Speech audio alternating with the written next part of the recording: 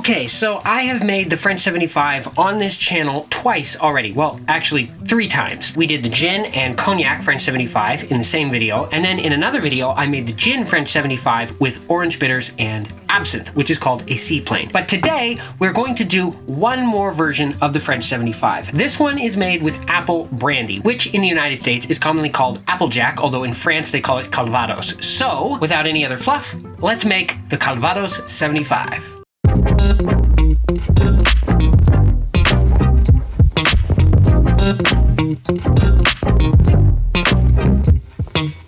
Once again, we return to Regarding Cocktails by Sasha Petraske for today's recipe.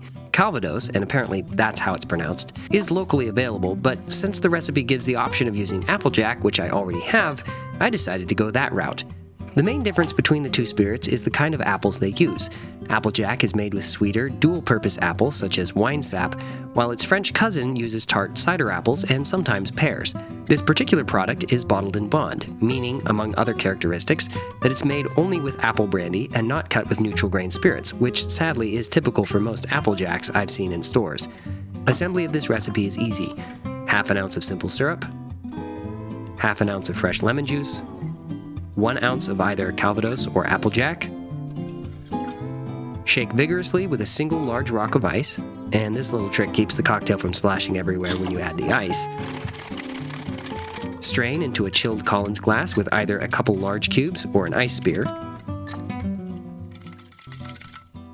Top with champagne or cava, which might take a while because the ice makes it foam.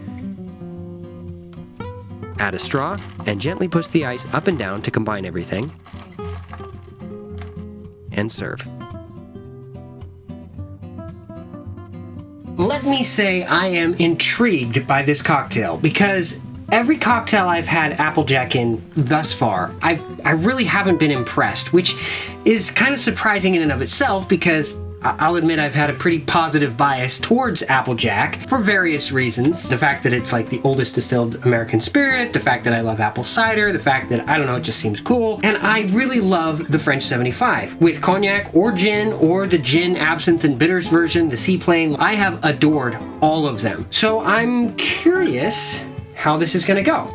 So, I mixed it up a little bit on camera already, but I think it needs a little bit more combining. All right, I think we're ready to go. Cheers.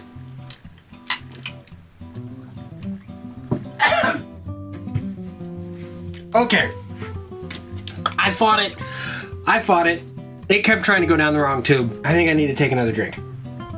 Ooh, hot damn. You know, I think I might like this better than a French 75. This is, wow. What a turnaround. I have to say, in my opinion, in my humble opinion, this is better than a cognac 75 because it's fruitier. And maybe that's dependent somewhat on the cognac that you use, but it's got this really sweet apple flavor that this is what I was expecting Applejack to do in cocktails. This is what I've been looking for. It's fruity, it tastes like apples with barrel spice notes and enough proof to kind of stand up to all the ice and dilution and the champagne. This is really good. I thought about getting some Calvados and doing both a Calvados and an Applejack version, but you know, there's only so much room in my bar for bottles, and there's only so much money in my wallet to be spent on liquor. So if you guys want to see what I think of a Calvados 75 with Calvados instead of Applejack, leave me a comment down below, and maybe we'll do that video in the future. That said, the book says you can use Calvados or Applejack. It doesn't say that Calvados is preferred, it says either or. It's interchangeable according to what the book says. So I think the whole title of Calvados 75, it just rolls off the tongue a little bit better than Applejack 75, or it sounds a little bit more posh, I guess. It sounds more grown up. And from what I understand, the flavor of Calvados is a lot more dry, a lot more, how do you say, more like brandy than, you know, apple spirit, I guess, which, I mean, maybe I'm splitting hairs on the definitions, but from what I understand, that is the difference between American Applejack and, say, French Calvados. It is made in France. Is it made in France? I think so. I hope so. But in Calvados, you use more of a tart apple, like a Granny Smith's, more of a cider apple, whereas in America, you would use more of a sweet apple, an eating apple. And I don't think that is by intention. I think it's more just been historically what was available readily in those countries. And America, I think, produces a lot more apples than a lot of other countries, simply because that's just how history worked out, I guess. I actually live in Washington State, and Wenatchee, Washington State, is the apple capital of the world. There are other cities that have tried to lay claim to that title, but Wenatchee, Washington is the apple capital. I actually worked in Wenatchee for 4 summers, I think, working during cherry harvest, not apple harvest, but I have an uncle who has an orchard over there, so I feel that my personal roots are inexorably entwined with the apple production that happens here in Washington State. And, maybe that's partly why I feel like Applejack is something that I ought to like. Not because apple brandy is really produced in Washington, but because Washington, my home state, my favorite state, except for the politics, is one of the biggest, if not the biggest, apple producer in the whole world. And we definitely produce the finest apples, if I may say so. Coming back to this cocktail, it's really interesting because it tastes like apple cider and bourbon had a love child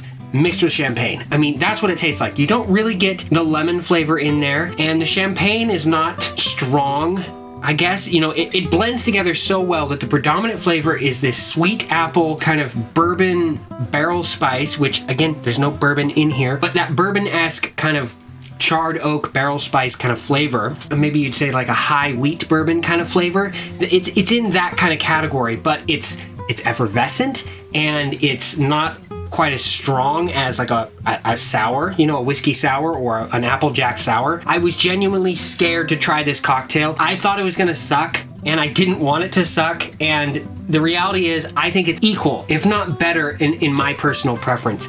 This is freaking fantastic. Not just fantastic, freaking fantastic. I hope to see you and hopefully some of your friends next time. But until then, let me say cheers. You guys have no idea how hard it is to not lisp when you're missing like 2 of your 4 front teeth. Someday.